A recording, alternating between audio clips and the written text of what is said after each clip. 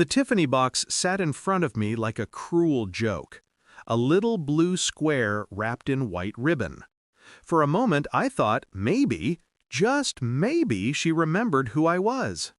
10 years of marriage, 10 years of sacrifice, and maybe she'd chosen to honor it. But when I pulled the ribbon, when I opened the box, the weight of paper, not jewelry, pressed against my fingers. Divorce papers. "You've gotten fat and boring," she said. Her voice was steady, practiced. And beside her, the boy, 25 maybe, laughed. A high, nervous giggle that made the room colder. My pen hovered. For a second, I almost gave her what she wanted. Rage, begging, a plea for her to stay. Instead, I signed. Slow, controlled. Then I looked up and smiled. Perfect timing. I slid an envelope across the table. She reached for it. He glanced down, saw what was inside, and screamed. The sound split the air like glass breaking. And for the first time in years, I felt alive. Betrayal rarely begins in the moment you discover it. It starts earlier.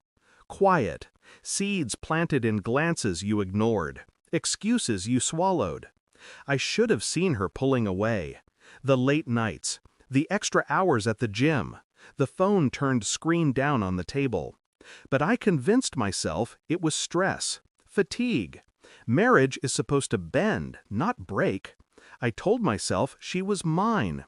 That the woman who once whispered she couldn't live without me hadn't suddenly rewritten her story.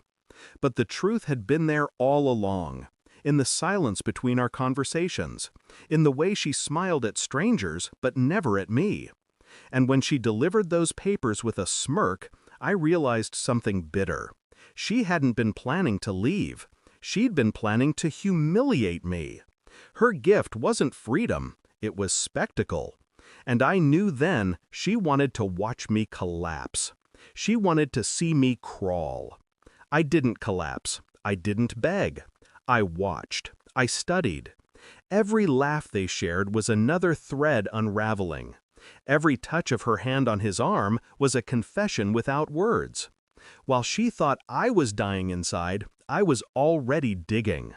I pulled old bank records, hotel receipts, car mileage that didn't add up. Every detail sharpened into a blade. Then the photographs.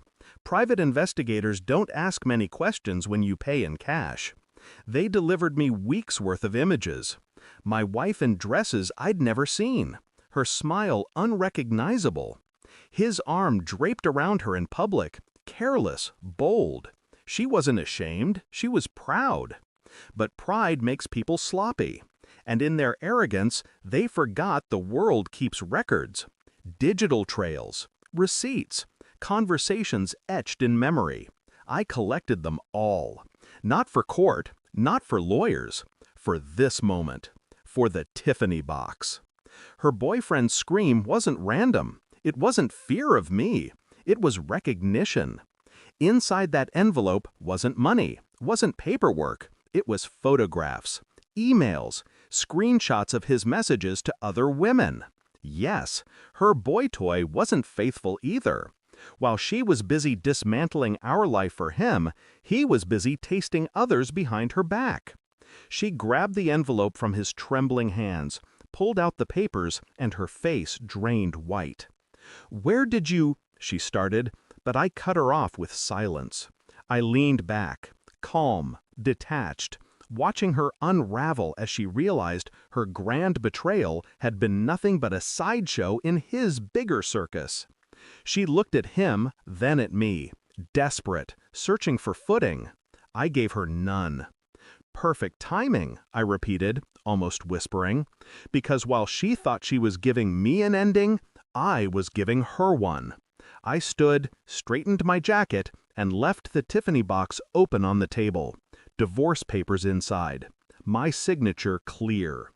"You wanted a show," I told her, finally breaking my silence. "This is your stage." Her boyfriend buried his face in his hands.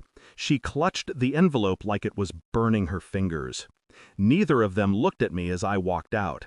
They couldn't. because nothing is more terrifying than the person who refuses to play the role you wrote for them. Driving away, I expected anger, grief, some hollow ache where my life used to be, but all I felt was clarity. Marriage was supposed to be two people building a fortress against the world. She built hers with someone else, and now she sat in the ruins, alone, exposed.